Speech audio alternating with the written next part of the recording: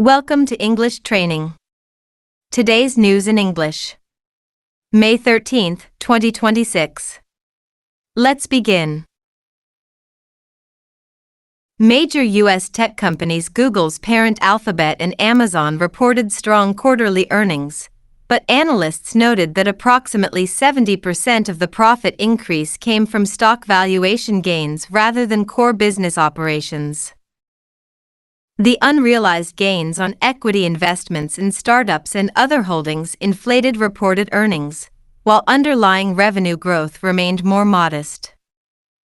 Investors are now scrutinizing the quality of earnings more carefully, as gains on stock holdings can quickly reverse if markets decline.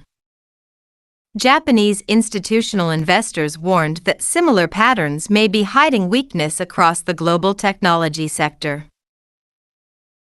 Nideck, a major Japanese motor manufacturer, is facing allegations of quality fraud involving unauthorized design changes on some of its products. Internal documents suggest that engineers may have altered specifications without going through proper approval processes, raising concerns about regulatory compliance and customer safety. The company has launched an internal investigation and notified relevant authorities. Nideck shares dropped more than 10% on the news, and major customers including automakers and home appliance makers have requested detailed reports. Founder Shigenabu Nagamori has not yet commented publicly on the allegations. NSK and NTN, two of Japan's largest bearing manufacturers, announced today that they have agreed to merge their operations to create a global industry leader. The combined entity will rank among the world's top 3 bearing makers, competing directly with Sweden's SKF and Germany's Schaeffler. Both companies cited rising R&D costs, demand for electric vehicle components, and intensified Chinese competition as the rationale for combining forces. The merger is expected to close by early 2027 pending regulatory approval. Estimated annual cost savings exceed 100 billion yen within 3 years. Rohm Semiconductor reported a record net loss of 158.4 billion yen for the fiscal year, the largest in the company's history.